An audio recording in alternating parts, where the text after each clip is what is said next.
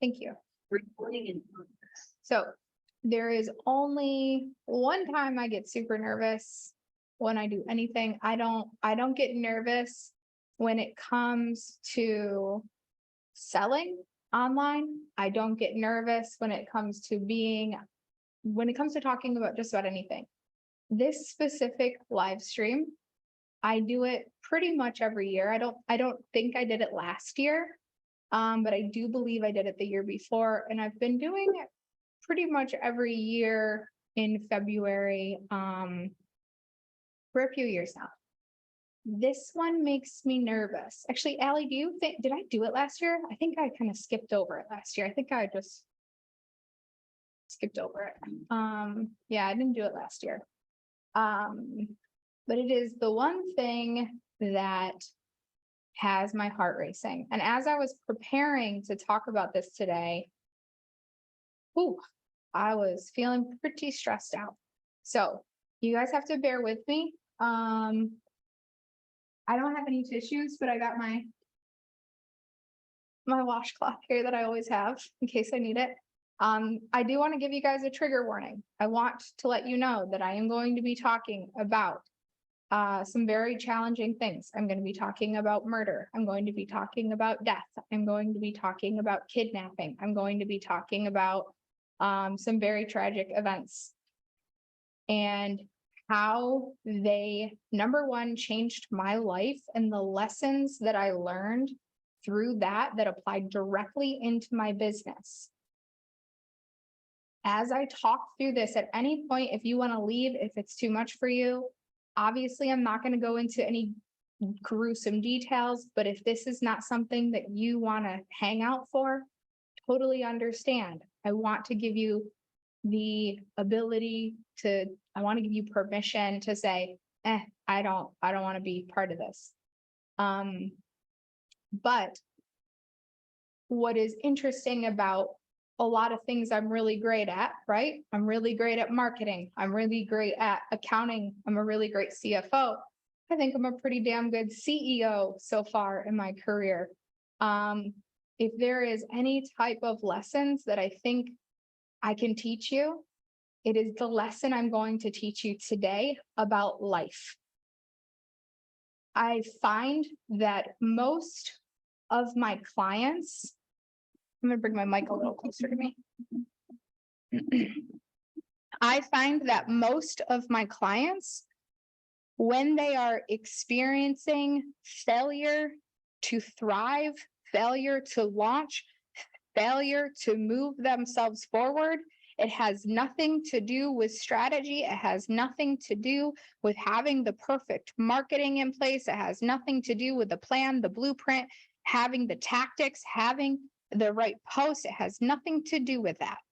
It always has to do with the things I'm going to talk about today. It is typically related to their own trauma response as to what keeps them stuck in the same place. And usually I can get through to people because I have done my own healing. I have learned and understood my trauma to a level that has allowed me to help people see what their trauma is. And I don't have to get into your trauma to say, this is a trauma response that's keeping you here. This is exactly what it is. This is why you can't move forward, because something is keeping you here, telling you that you're not enough, that you're not worthy, that you can only depend on yourself. And that's why you won't delegate, right? And so I'm going to tell you some things today about my own trauma, and I hope it helps you so you can move forward with some things in your own life if you've gone through anything. And I'm going to say most people on this call have been through something. We've all been through something, right? Whether it was an abusive parent, an absent parent, abandonment, domestic violence, whatever it is. Of course, my mom is going to get on here. Fuck, I'm going to cry.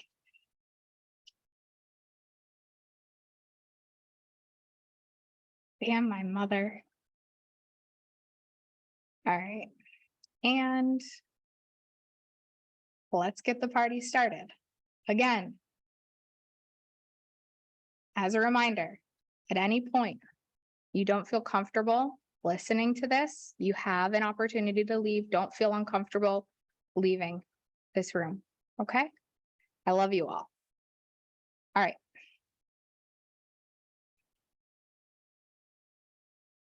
Oh, damn. Like I said, bear with me. There's nothing that makes me feel more nervous than talking about this. It is the single-handedly the hardest thing for me to talk about. Believe it or not, I actually talked about this on a stage and I did it pretty well, but still very challenging to talk about. Okay.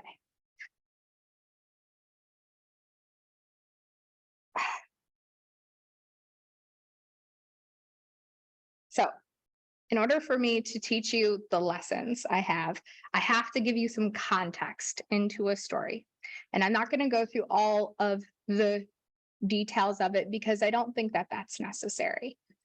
But I want you for a second to imagine getting a phone call on Valentine's Day morning on February 14th, 2009, that your mom has just been shot. Now, I want to let you know that I'm a small town girl. There's approximately 8,000 people in the town I grew up in. I had a graduating class of, I think, 93 people, 89, I think, maybe. There were a lot of guns in my town, but the only thing we use them for is shooting deer, turkey, maybe the occasional squirrel. We have something called a squirrel slam where I'm from, where we shoot chipmunks and squirrels, right? That's it. We were certainly not hunting down people. And so when I heard that my mom was shot, the only thing that could go through my mind was, with what? Because it couldn't possibly be a gun, because that didn't even make logical sense to me. Not in my town, things don't happen like that. Not where I'm from, things don't happen like that. I had just talked to my mom the night before. I was out to sushi with my then partner. And she was actually out to dinner, hanging out with her fiance at the time, Randy, and they were celebrating his birthday on February 13th. So we had spoke on the phone that evening, and I thought, well, I don't understand. Like, I just talked to them, so they couldn't possibly be anywhere where they would get shot. Like, what is going on? So the only logical thing that came to mind is this must be a prank. Now, for me to think that it's a prank, I have to tell you and go back a few years prior. I had gotten a prank phone call that my dad was in the hospital dying because he had been hit by a semi truck in a car accident. I got this prank phone call at midnight. I woke my mom up and she had to drive me to his house.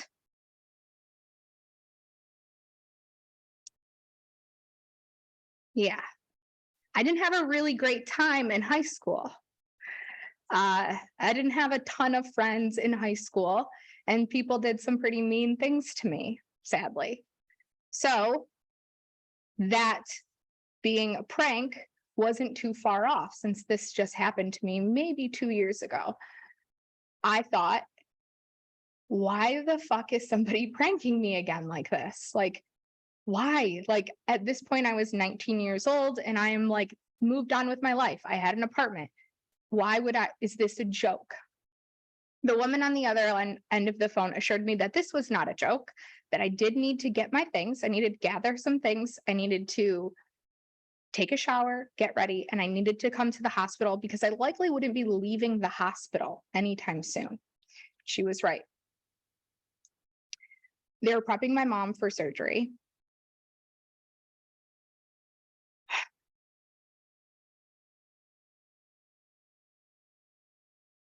Fast forward, I go to the hospital, obviously. I began to unravel what was going on. I had learned that a gentleman named Frank Garcia had just been let go of his job on February 13th due to soliciting women for sex with money.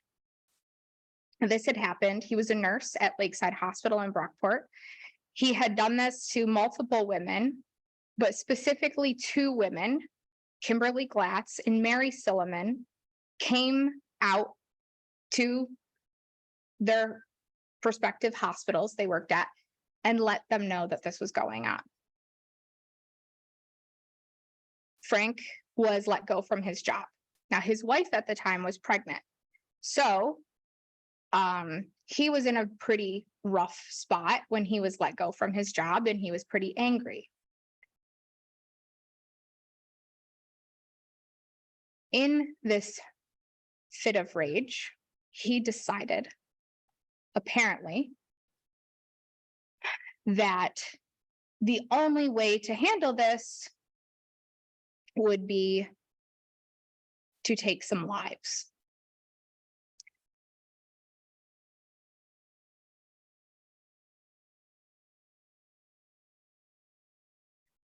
From what I do know, he did not sleep at all from the 13th to the 14th.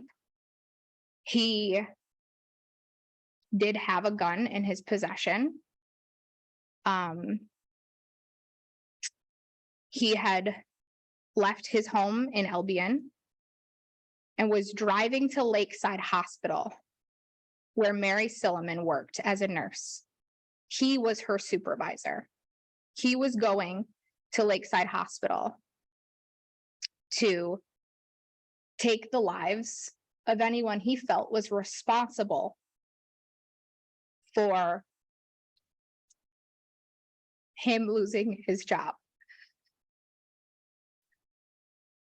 Coincidentally, my mom was driving Randy to work that morning. He worked at Kodak. And my mom lived in Holly, New York, and was driving to Rochester. Kodak is. Many of you know what Kodak is. She was driving him to work. When she saw Frank Garcia pulling Mary by the hair, and my mom stopped the vehicle to help her.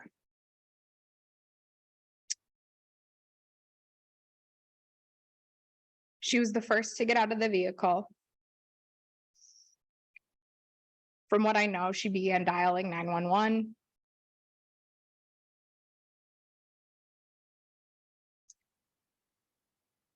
Randy got out of the vehicle next. I think he called my mom to come back a little bit. Went to Frank with his hands up and asked Frank, said, "Dude, stop, let her go." At that time, he pulled the gun out. He shot Randy twice, and he was immediately deceased. Mary was able to get free at that moment, but Frank Garcia was a marksman, and he shot her directly in the back of the head, and she was taken out. Now, I have no fucking idea why or how. My mom was actually the closest proximity to him, but he was only able to ever shoot her along her side. And she was able to get in her car.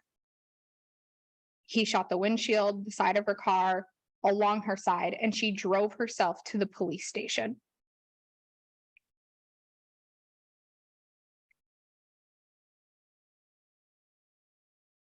My mom had to leave. Someone she loved since high school on the side of the road.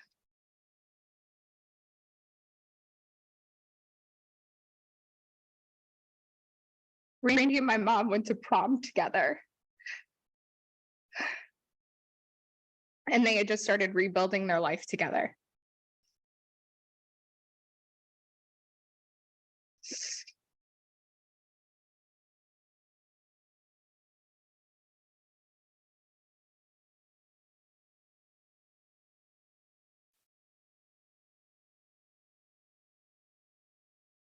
And I cannot imagine what that must have been like.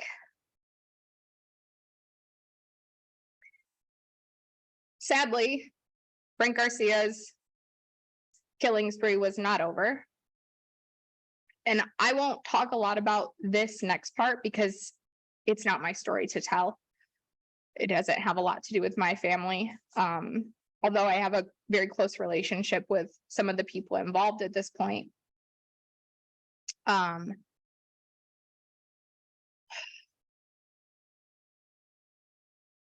He then went to Ontario County and he held a family kidnapped, held them in their home. 2 kids and Kimberly and Christopher Glatz. Kimberly had also reported the sexual misconduct. While that was going on, he asked them to beg for their lives. He asked them to write final letters to their loved ones. He asked the kids to thank him for sparing their lives.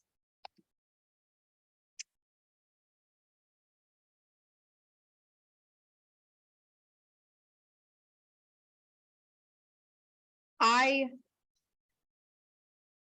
was learning these details, and I was one of the only people learning these details during the day as this was going on. In fact, I was the only person who knew my mom was actually with Randy that morning and that he had died.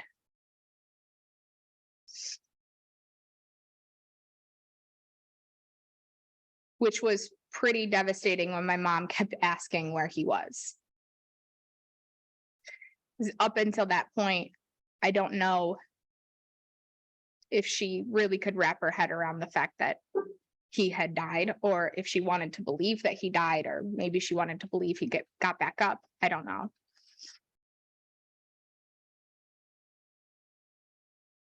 All the details of this are obviously horrific. He was sentenced to multiple lives in prison. He got 50 years for kidnapping. He has 25 years for the attempted murder of my mom, who is obviously the only survivor of this. And all of this is probably impossible for you to imagine. Whatever you've been through, it's probably hard for you to imagine actually being in this exact scenario, right? But I think you could likely imagine what it's like to go through some really hard things and some pain. And then there's the fallout of that, right?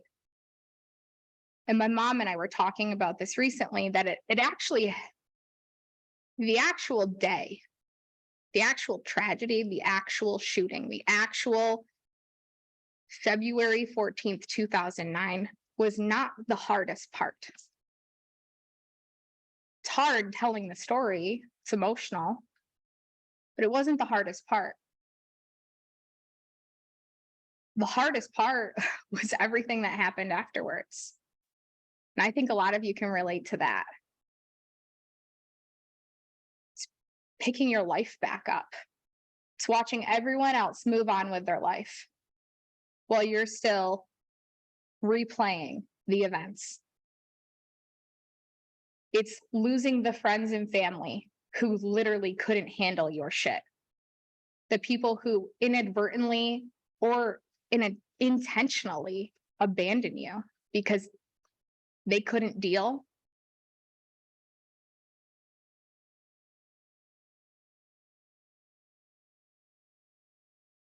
my mom and I were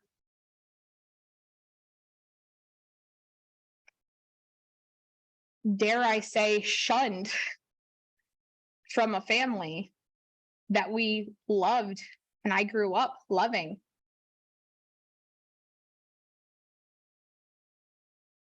Just because of this scenario. I dealt with my own personal grief, a mix of being worried that somehow people were going to blame my mom for this because she stopped the car and they would do victim blaming.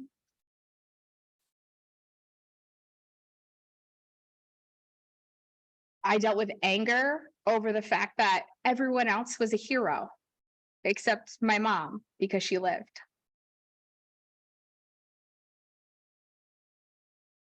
The PTSD of getting phone calls,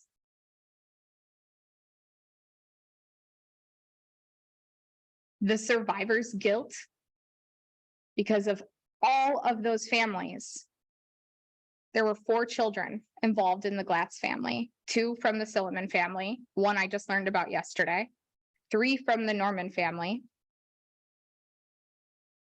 And I was the only one who walked away with a surviving parent. And I was 19.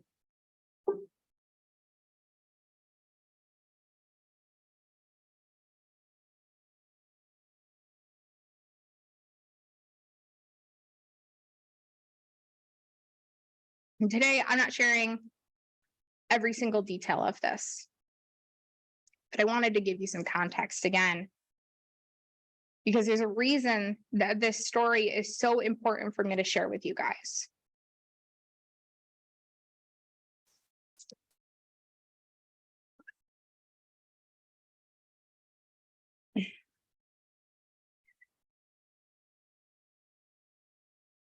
I know that every single one of you has been through something.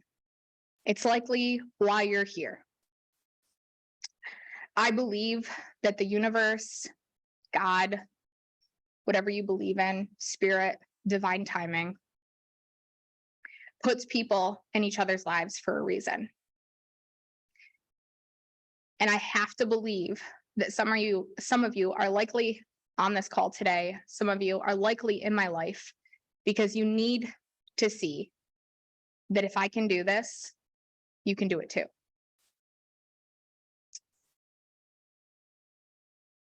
I've been through a lot.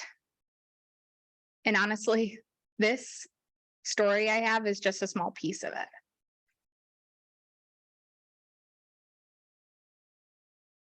I work with entrepreneurs every day. And I talk to people every day who use their tragedy, who use what's wrong with them as their crutch. They say things in their mind, in their head, out loud. Like, I can't possibly become what I want to become because of this. But I went through this, and so something's wrong with me. I couldn't create wealth, success. I couldn't be happy because I can't have what I want because fill in the blank. And I could be there too. And I was. But I still did.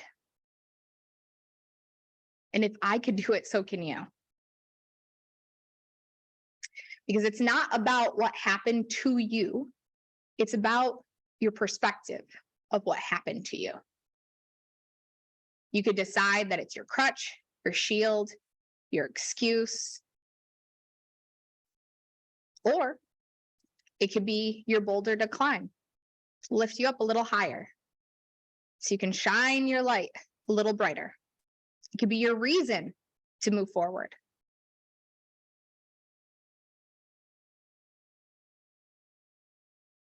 When I decided that I was going to create a perspective that said everything that I've gone through was just a lesson.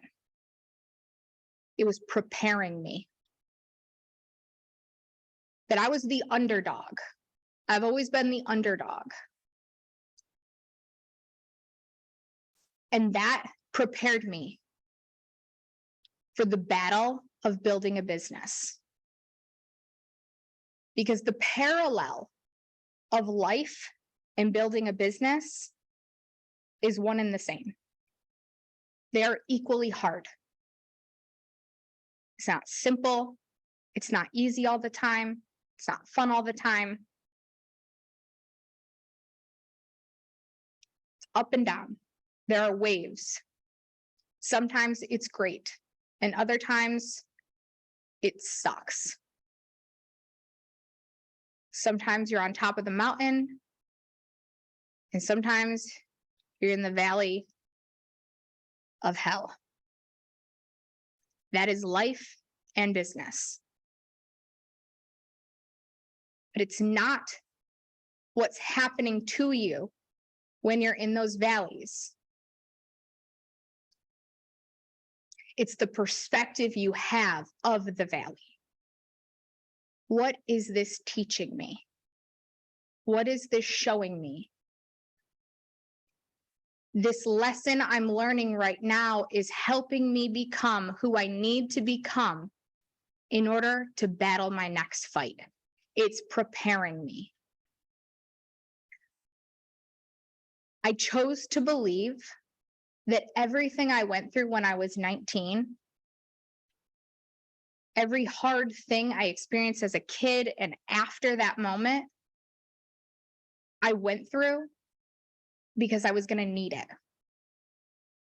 I was going to need it to help me be a better business owner, to have more compassion, to have more empathy. When I worked with people across the world who were going through hard things, I decided that I was going to need it for the next really hard thing that I was going to go through. What if you decide that every time you go through something hard, it's for you? And that doesn't mean that you have to grace it and be like, oh, this is so great. I'm so happy I'm going through this. Because there are things that we're going to go through that are like, this doesn't feel like there needs to be a good lesson around this. There are things that happen to people and things that come to us that absolutely should not happen.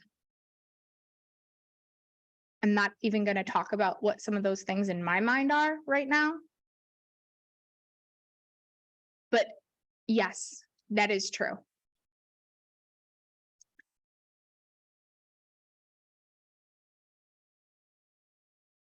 But everything that you go through in business is just preparing you for the next battle, for the next hardship, for the next thing, because it never gets easier. It's just the next lesson. It also gave me the ability to have gratitude for every phase. Hear that again. Gratitude in every phase. Gratitude in every season. If you are on this call and you are able-bodied, be grateful. Go for a walk.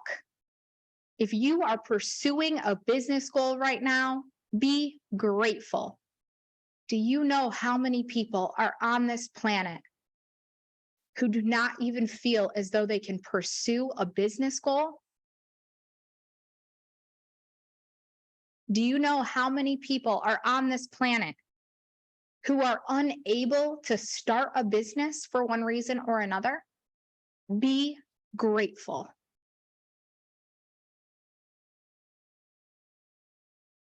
The fact that you can dream a dream and then pursue it, be grateful.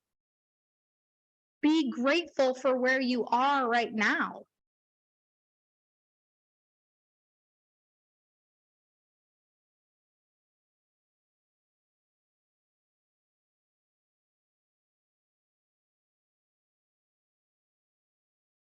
We take for granted our current experiences and currently where we are because we haven't reached the next thing. Well, guess what? When you get there, you're going to want more. So, guess what? Be grateful for where you are today. And with gratitude comes more. When we decide that we're in abundance, more comes. But if you're always feeling like it's never enough, it's not good enough.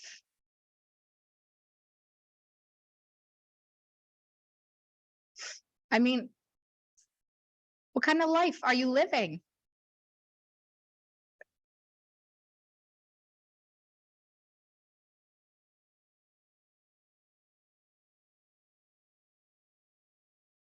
I learned very young that life is fragile. I mentioned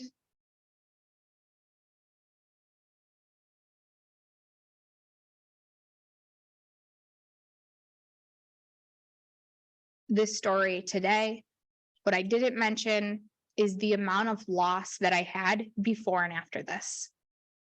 This was a very dark time in my life. I had lost my little cousin to a rollover accident. I lost another cousin to a four-wheeler accident. I lost my friend Joe in a car accident. I lost my uncle the same year. I feel like there's probably more. I experienced a lot of loss around this time in my life.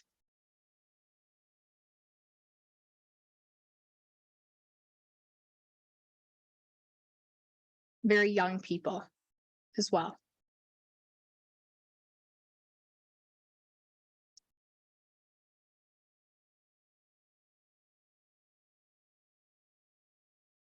Life is fragile.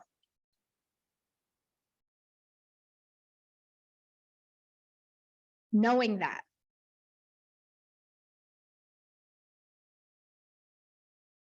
take the time to remember to live every single day to its fullest. That tomorrow is not promised.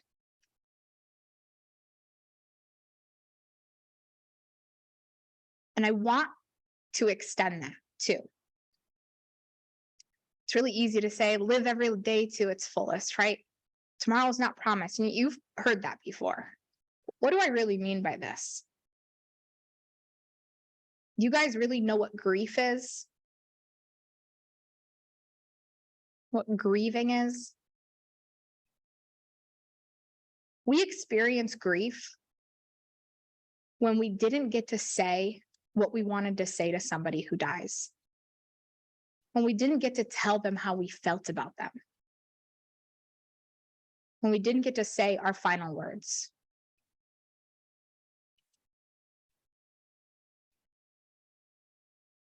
You have an opportunity right now to never grieve by telling everyone that you love how you feel about them.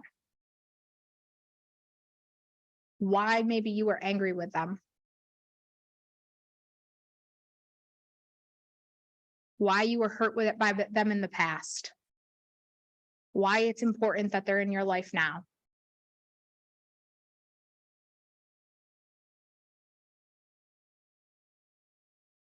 Grief can be avoided.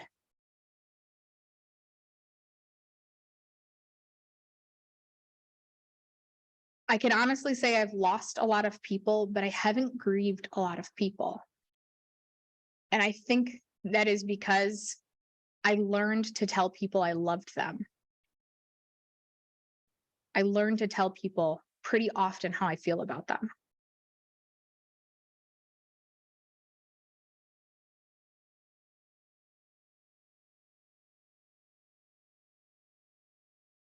We spend a lot of time, and this is the final thing I want to talk about. We spend a lot of time in our day-to-day life as high-performing entrepreneurs measuring our success. We measure how much money we make, right? We measure if we worked enough today. We measure if we made the post, if our Facebook groups grew. There are other metrics in life that should be even more valuable to you.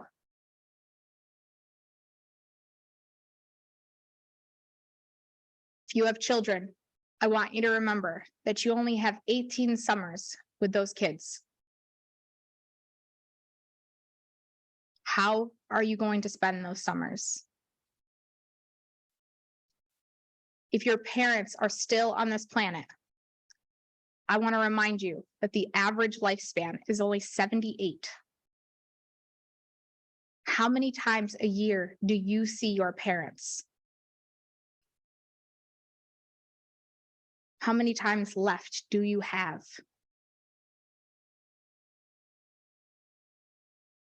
I want you to take a really hard look at your life and your calendar.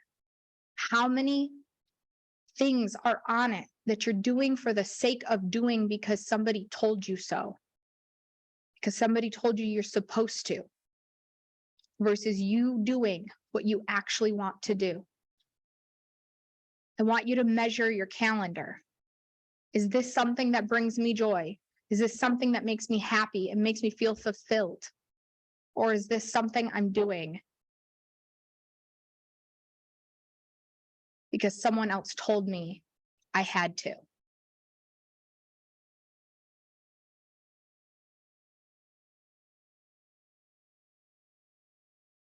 I want you to consider your social media.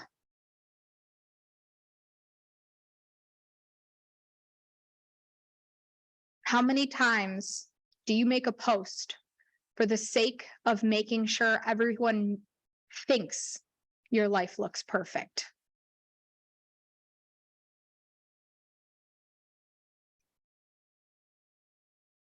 I'm going to tell you right now that the happiest moments in my life, there's no record of it. There's no pictures, because I was enjoying that moment. Social media is fake. If you get caught up in the idea of pretending that your life is perfect, in documenting your desire for everyone to think that your life looks perfect, you will miss out on the actual joy of life.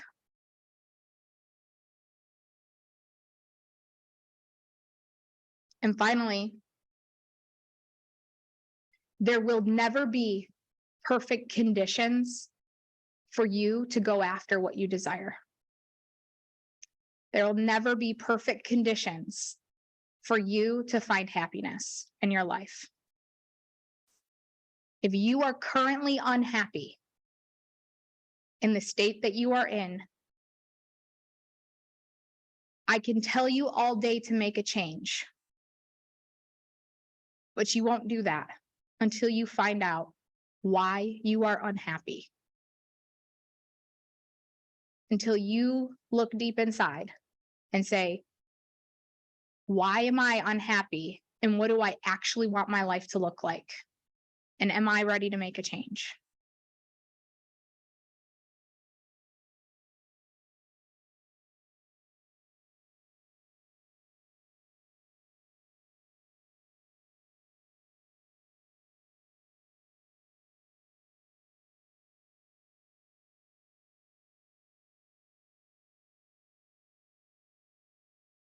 I'm going through the comments because I didn't do that.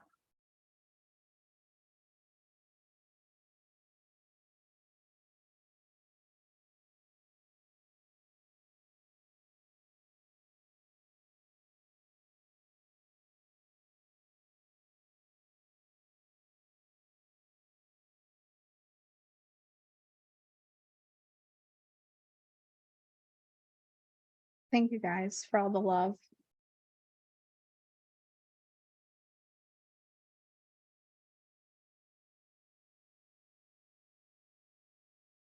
Anyone have any questions, comments, feedback.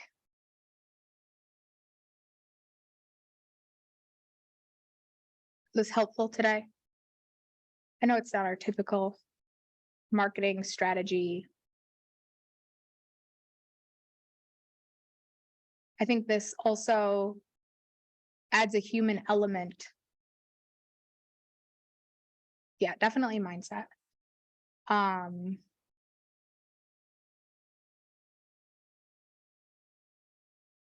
It adds a human element to who I am and where I've been.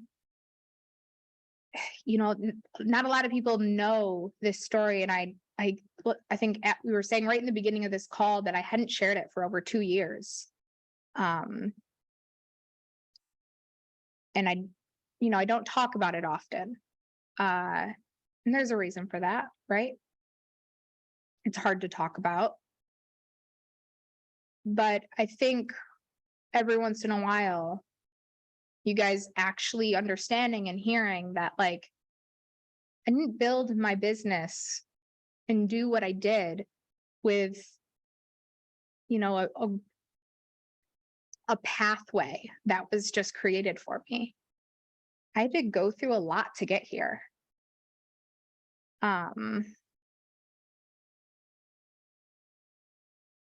Yeah. And you guys likely are going through a lot. And I want you to know that it can be done. It's not easy by any means. It's not easy. Therapy, life coaching, I have gone through a lot, and I still do. I still work with coaches, and I still do a lot of self-reflection.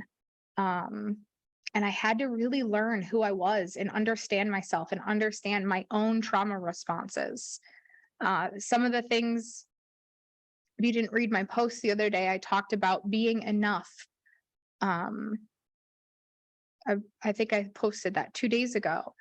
There's a lot of trauma responses I have that I didn't understand until I was an entrepreneur, that I had to learn about myself because it was holding me back. It was keeping me stuck. It wasn't the strategy that was moving me forward. And I'll give you guys the strategy all day long. I'll hand it to you. I don't care, because at the end of the day, most of you don't use the strategy unless you really decide that you're worthy of creating that success despite what you've been through, in spite of what others think of you. Because that's so much. Our brains are wired in such a crazy way from our history and our past that it's so hard for us to move forward from things. If we're stuck in this space of, why should I be happy? Why should I be successful? Why should I, when this happened?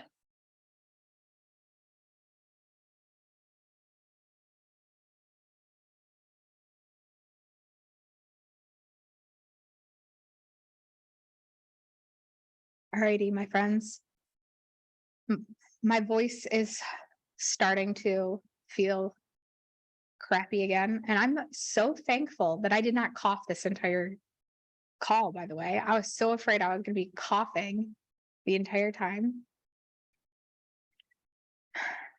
I am going to go home and rest for the rest of the day. But I love you guys. We'll see you next Wednesday. I think next Wednesday, we're going to be talking about offer development. So next Wednesday, we're back onto normal schedule stuff, offer development. We're going to talk about high ticket offer. So that should be exciting. Come back next week for high ticket offers. Let's go. Should be fun. All right. Mwah. Bye, you guys. Patricia, you are enough.